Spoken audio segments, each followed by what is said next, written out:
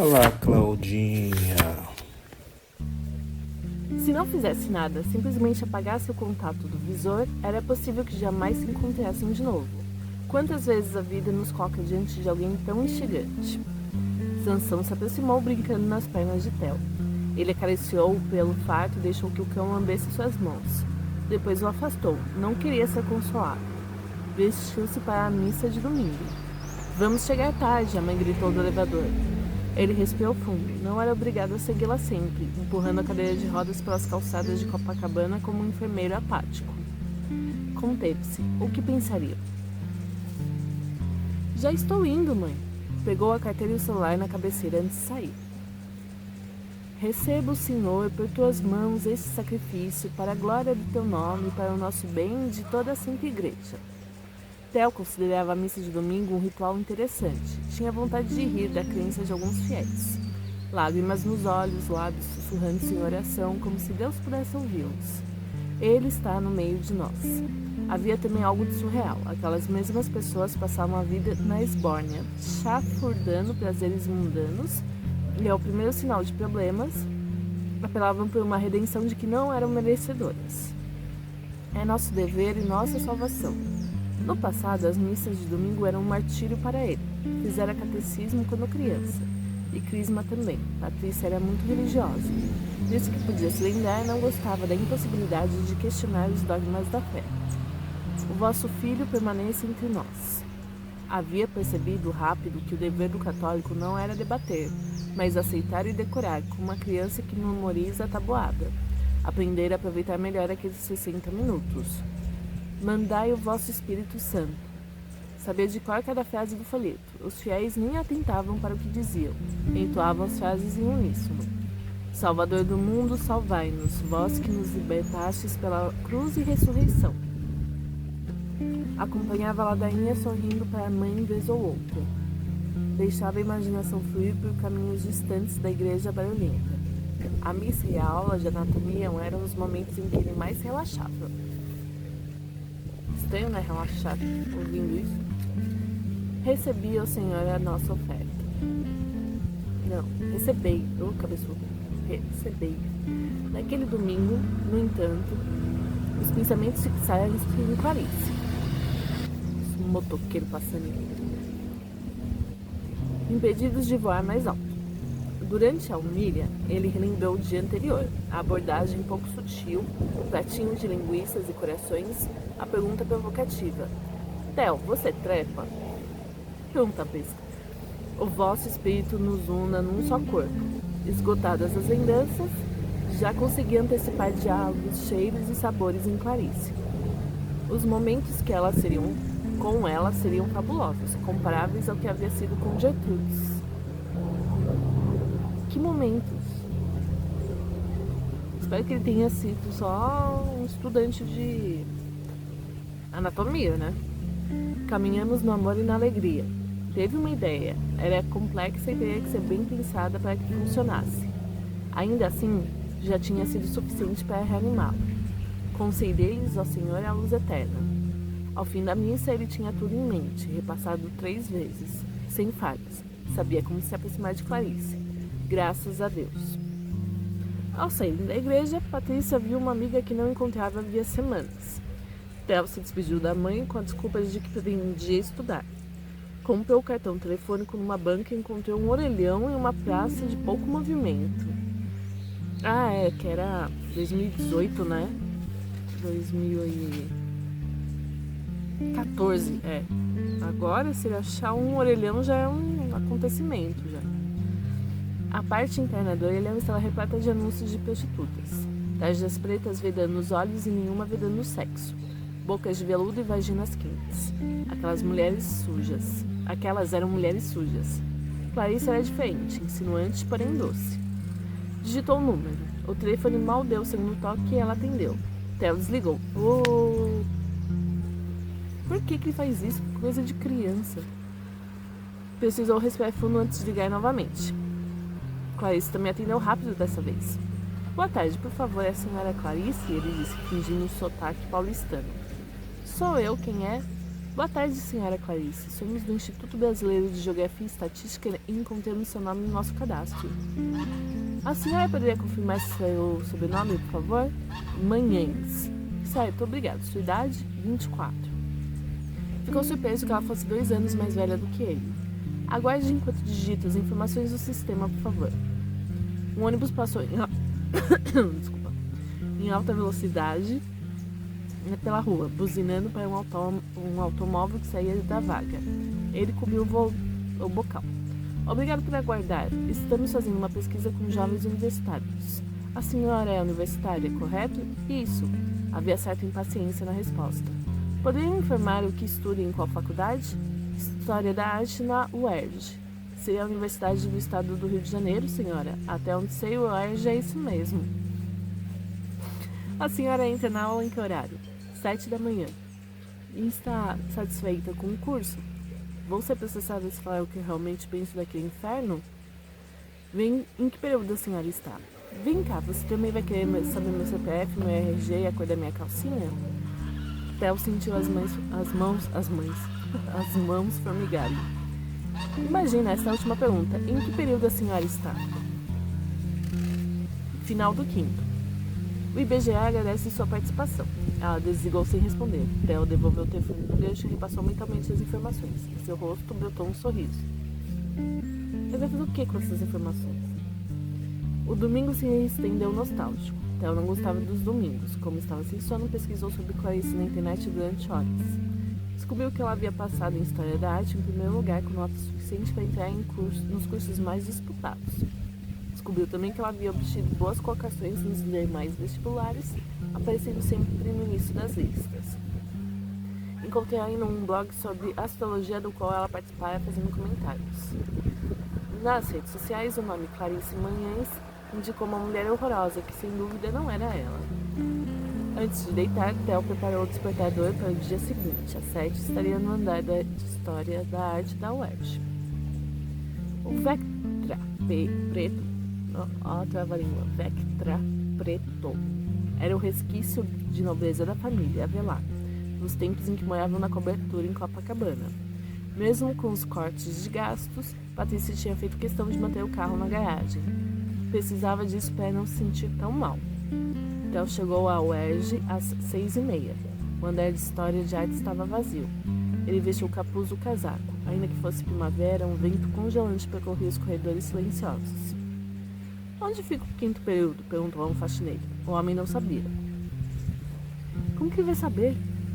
Sentou-se no banco do hall acompanhando o movimento dos alunos. Havia trazido consigo um livro de Dürrenmatt, mas o nervosismo impedia que aprendesse sentido nas frases. E relia inútil. Moças bonitas passavam, cabelos exóticos, pele alva, cadernos em mãos. Nenhuma Clarice. Às 9, Theo buscou informações na secretaria. E na inimiga da solicitude, a moça do balcão regurgitou que o ano estava no fim, que possivelmente já estavam de férias, que ela não tinha como saber. Toma! Ele voltou ao hall agarrado ao corrimão da escada difusa que o ligava a Clarice. Não conseguia enxergar os degraus diante. A subida era tortuosa. Só por causa disso? Cogitou desistir de tudo, voltar aos livros e aos defuntos. É uma boa. Se Clarice também o desejasse por perto, teria arranjado uma forma de se aproximar. Ela era o tipo de mulher que sempre conseguiu o que queria. A derrota foi confirmada por uma menina de olhos esbugalhados. O 5º período acabou, sou do 7º, mas faço umas matérias com eles. O 7º também já acabou, só vim ver umas notas na secretaria. E não faço ideia de quem é essa Clarice. Toma, papudo. Theo agradeceu sem paciência. Era absurdo que a imbecil não conhecesse Clarice. Desceu as rampas da universidade pensando em como as pessoas ignoravam o que havia de melhor à sua volta. Quando já tomava o caminho para o estacionamento, ele viu Clarice passar, conversando com uma amiga. Vencida a surpresa, ficou no encalço dela. Aquela coincidência predizia que estava no caminho certo, e ele se sentiu forte e poderoso. As duas entraram na secretaria. Ele se sentiu forte e poderoso porque foi uma coincidência. Lá fora o sol brilhava no céu em disputa com as nuvens cinzentas. Clarice saiu depressa da secretaria, divertia-se com a conversa da amiga. Theo invejou o que aquela menina dizia de tão engraçado para ela. Ainda que se considerasse bem informado, ele não sabia como dobrar Clarice. Melhor Gertrudes, que respondia em silêncio. Tomaram as rampas. Clarice vestiu um casaquinho verde músico sob a blusa de listas coloridas e acendeu um cigarro de menta, que fumou até o metrô. Eita! Já tinha passagem em mãos. Theo comprou o bilhete a tempo de encontrá-las na plataforma. Entrou no mesmo vagão, na porta do lado. Uma multidão de rostos entrava e saía a cada estação. Clarice continuava indiferente ao resto do mundo, sorrisos e olhares restritos à amiga. Desceu em Botafogo. As duas pegaram um ônibus para o Jardim Botânico. Theo chamou um táxi e, divertindo-se com a situação cinematográfica, disse: "Siga aquele ônibus." "Nossa, tem dinheiro para gastar assim, né, querido?" A viagem continuou até o Parque Lage, quando as meninas saltaram, ainda conversando animadamente. Theo pagou o táxi e não esperou pelo troco. "Caraca, filhozinho, mamãe não tem mais ele?" Alheia à chuva anunciada, crianças corriam pelo parque suja de terra. Babás uniformizadas tricotavam assuntos no banquinho, lançando olhares mal intencionados aos homens que faziam Cooper. Estereótipo. Velhinhos... Ai, Cooper tá sem itálico aqui, tá? Velhinhos passeavam de mãos dadas e um grupo de jovens sentado em roda improvisavam um piquenique. Clarice e a amiga foram graciosamente adicionadas ao cenário. Sacaram câmeras fotográficas semi-profissionais da mochila, registrando flores azuis e palmeiras imperiais. Tiravam fotos uma da outra, tirando fotos. Um exercício de metalinguagem fotográfica. Ah, que coisa ridícula! Quer dizer, tudo bem se tinha foto de outra tirando foto, mas a troco de que por isso? Clarice guardou a câmera e colocou brincos de pérola. Sorriu para a lente, uma dama do século XIX. Fez pose nos jardins e na beira do lago. Cheirou flores. Subiu e desceu as escadarias diante do palacete onde ficava a escola de artes visuais. Tinha olhos de leoa. Nossa! Iluminada pelo sol, Clarice reviu as fotos com a amiga. Gargalhava com algumas, desdenhava de outras, mandando que fossem excluídas. Theo queria vê-las, tê-las para si, inclusive as sumariamente eliminadas. De uma árvore distante, ele também fotografou Clarice, mas com os olhos armazenando as imagens na memória entre um clique e outro. Ai, que brega! As amigas comeram maçã e entardeceram. Ai, meu. 10 horas tinham passado sem que ele notasse, não tinha nem almoçado. Clarice se despediu da amiga e acendeu um cigarro de menta. Subiu ladeiras, dobrou esquinas e atravessou os sinais. Andava com movimentos leves, menina baixinha, sugada pela multidão. Entrou numa rua pequena, sacou a chave do bolso, girando na fechadura de uma casa de muros altos, feitos em pedra. Theo esperou mais alguns minutos para confirmar que Clarice morava ali mesmo. Anotou o endereço. Pegou o táxi até o UERJ e buscou o carro no estacionamento. Em casa, saudou a mãe com um beijo agitado. O que é um beijo agitado? Tomou banho, perfumou-se e fez a barba. Vestiu melhor no guarda-roupa. Uma camisa polo esverdeada que caía bem nos ombros largos. "Está bonito, para onde vai?" Patrícia perguntou, devolvida à realidade no intervalo da novela. Acariciava a sensação adormecida em seu colo. Encontrei uma garota, vou de carro. Era maravilhoso não precisar mentir. Diversas vezes ele tinha inventado histórias promissoras de meninas com quem se atracava na última fileira do cinema. Como justificar que nunca tivesse apresentado uma namorada desde a adolescência? Como justificar que preferisse ver sozinho os filmes europeus em cartaz? Se não dissesse que saía com meninas, a mãe poderia ter ideias absurdas, chegando a supor que ele fosse homossexual. Meu Deus, que absurdo, coisa horrorosa. E ele não simpatizava com homossexuais, porque será, né? Ele deu uma mente bem desequilibrada. Eram impuros, movidos a sexo. Antes eremita do que gay. Agora falava a verdade. Não havia por que mentir para a Patrícia, nem para si mesma. Queria estar na última fileira do cinema, com Clarice. Ela o havia beijado naquele churrasco. Do que parar? Do beijo furtado e furtivo, ele havia se tornado refém. Não era o invasor, mas o invadido. Não queria só desvendar, mas ser desvendado. Ele amava Clarice, admitiu, precisava ser amado. Isso aqui é mais raso que pires, né? Isso aqui eu não sei nem Quais adjetivos dar a isso aqui? Theo se aborreceu com a ideia de que não haveria naquela noite. Já estava no carro havia mais de 2 horas. Acompanhava o movimento das luzes dos quartos. Sombras passeavam atrás das cortinas. Um Corsa vermelho parou diante da casa e deu 2 buzinadas. Clarice apareceu na porta, encantadora com um vestido preto. O motorista saltou para recebê-la. Parecia ter 20 e tantos anos, quase 30. Os enormes óculos quadrados e a roupa social preta o envelheciam. Clarice deu-lhe um beijo na bochecha e entrou no carro.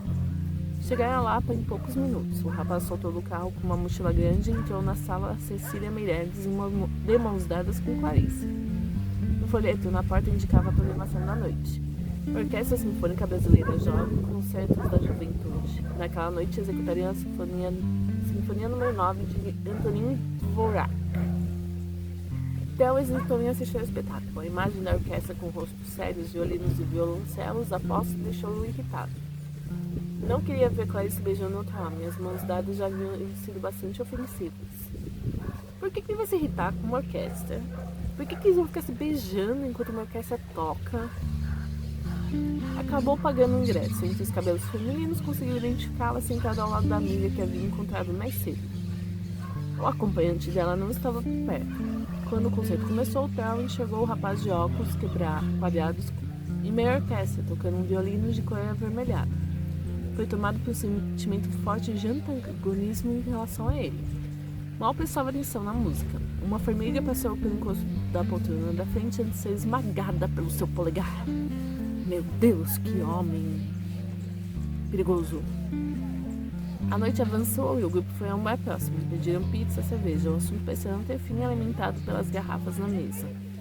Clarice bebia iniciais para uma mulher. O relógio marcava 3 da madrugada quando o acompanhante dela saiu de casa.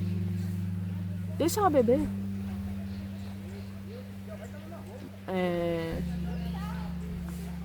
Caminhou até o carro, limpando nervosamente as lentes de óculos na camisa. Bateu a porta e foi embora. Theo espichou a cabeça para entender o que havia acontecido. A amiga continuava sentada à mesa, bebendo sozinha, falando sozinha. Oxi, minha doida? Clarice havia se levantado também. Do lado de fora do bar, acenderam um cigarro, braços cruzados. Fumava de um jeito bruto. Como é que alguém fuma de um jeito bruto? Você fuma de um jeito nervoso, ansioso, mas bruto. Theo quis se aproximar, mas não parecia o momento certo. Clarice jogou o cigarro no banheiro e voltou para o bar, pediu doses de tequila viradas rapidamente com limão e sal. Horas depois, ela e a amiga pagaram a conta. Saíram abraçadas, arriscando passos nas calçadas irregulares da Lapa. Clarice gargalhava, apoiando a amiga que parecia mais sóbria. Conversavam em voz alta, sempre na rua mal iluminada. Ele a seguiu de carro com os faróis apagados. 2 táxis vazios passaram, mas elas não fizeram sinal. Numa esquina deserta, Clarice e a amiga trocavam carícias, beijos resfolegados, cabelos em desalinho, sapatos lançados à distância. Beijavam-se e riam, gozando o prazer das bocas sedentas. A amiga desceu a língua por Clarice, provando da pele alva e das sardas recônditas. Clarice escancarava a boca, fincava as unhas coloridas nas coxas da outra, aprovando as mordiscadas do pescoço. E Theo perdeu. A primeira reação de Theo foi fechar os olhos. Como ela podia? Quis saltar do carro, impedir aquela violência. Ela não tinha freio? E aí, se não gostava de homossexual, né? Vira as costas e vai embora. Quando o casal virou a esquina, Clarice se encolheu, mas continuou a acariciar os cabelos da outra. O táxi passou e a amiga, Theo agora tinha dificuldade em chamá-la de amiga, fez sinal. Deu beijos instalados em Clarice e tchauzinhos pela janela e partiu.